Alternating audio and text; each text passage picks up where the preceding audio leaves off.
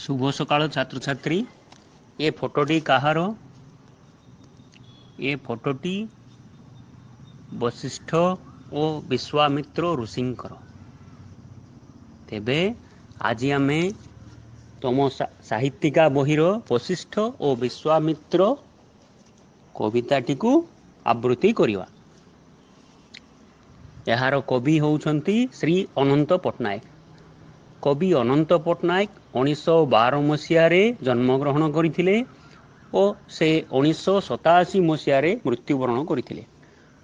से ओडिया साहित्य रे प्रगतिशील चिंताधारार जड़े विशिष्ट प्रवक्ता। रक्तशिखा, शांतिशिखा, तर्पण करे आजी, अलोड़ा लोड़ा, छाईर छिटा प्रभृति कविता ग्रंथ कविंको महान स्रष्टापनर एक परिप्रकाश। कवि दृष्टि अधिक समाज सचेतन, श्रेणीहीन समाज प्रतिष्ठा, अशिक्षा, धर्मांधता, अंधविश्वास आदि दूरीकरण और अत्याचार विरोध में स्वर उत्तोलन तांको साहित्यर मुख्य स्वर। कविंको अधिकांश कवितारे नूतन जुग और समाज पाई दायबद्ध आह्वान देखा मिले। यही कविताटी एक पौराणिक आख्यायिका उपरे आधारित। यही कवितारे हिंसा, क्रोध और सहिष्णुता उपरे सद्भाव, प्रेम और क्षमार विजय घोषणा करा जायछि।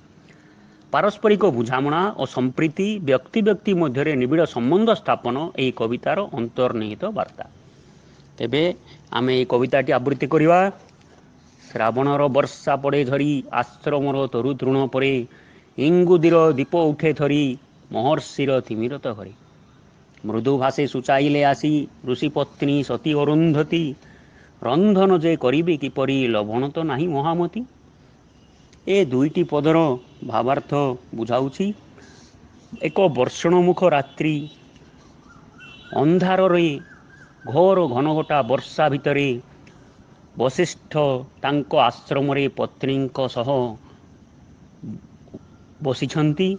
एही समय रे घर भितरे इंगुदीर दीप पवन जोगु थरी उठुची एवं सेही अंधकार रात्रि रे श्रावणर वर्षा अंधार को अधिक घनघटा एवं भयंकर करुअछि। एही समय रे ऋषिपत्नी सती अरुंधती वशिष्ठंकु आसी पचारिले, किभଳି वर्तमान रंधन कार्य हबो, जेहेतु आम घरे लुण तो नाही।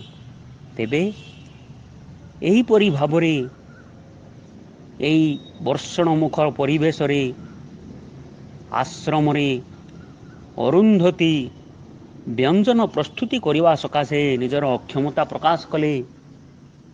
तेबे एही दुई पद गुड़िकर कठिन शब्दर अर्थ गुड़िक आमे जानिबा। वर्तमान तरु माने गछ, तृण घास, इंगुदी एक तापस तरु, यार तैल मुनि ऋषि मान निज जटारे लगाउथिले। तिमिरत माने अंधकार, मृदु धीर स्वर रे, लवण माने लुण। तेबे छात्र छात्री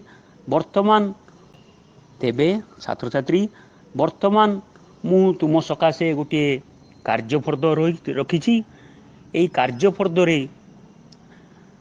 विभिन्न जगार शून्यस्थान अच्छी, से शून्यस्थान टी तुम्हें पूर्ण करियो। श्रावणर वर्षा पड़े झरी, आश्रमर तरु तृण परे, इंगुदीर दीप उठे थरी, महर्षिर तिमिरत घरे।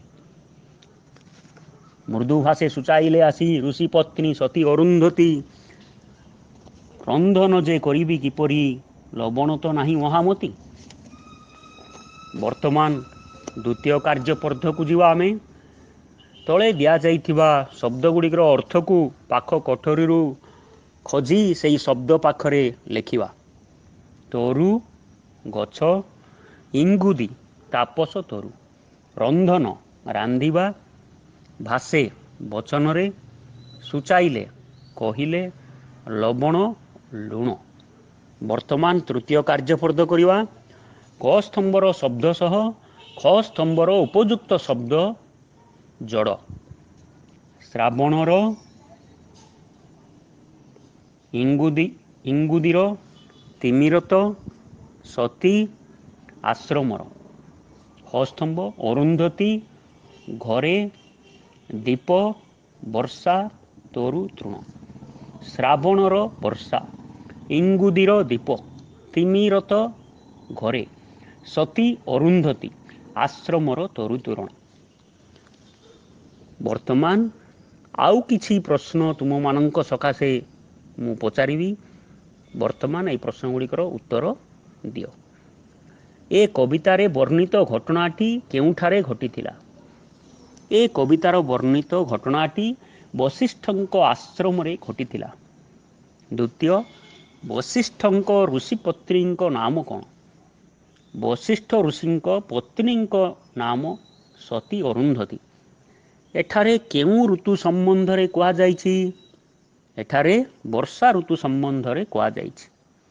ଚତୁର୍ଥ, ଋଷିପତ୍ନୀ କିପରି ରନ୍ଧନ କରିବେ ବୋଲି କାହିଁକି କହିଲେ? ଋଷିପତ୍ନୀ ଲୁଣ ନଥିବା ଯୋଗୁଁ କିପରି ରନ୍ଧନ କରିବି ବୋଲି କହିଥିଲେ? ପଞ୍ଚମ, ବଶିଷ୍ଠ ଓ ବିଶ୍ୱାମିତ୍ର କବିତାର କବି କିଏ? ବଶିଷ୍ଠ ଓ ବିଶ୍ୱାମିତ୍ର କବିତାର କବି ହେଲେ ଶ୍ରୀ ଅନନ୍ତ ପଟ୍ଟନାୟକ। ବର୍ତ୍ତମାନ ସବୁ ବୁଝିଲ ପିଲାମାନେ। ଆସନ୍ତା ଥରକୁ ଆମେ ଆଉ 2ଟି କାବ୍ୟ ପଢ଼ିବା। ଧନ୍ୟବାଦ।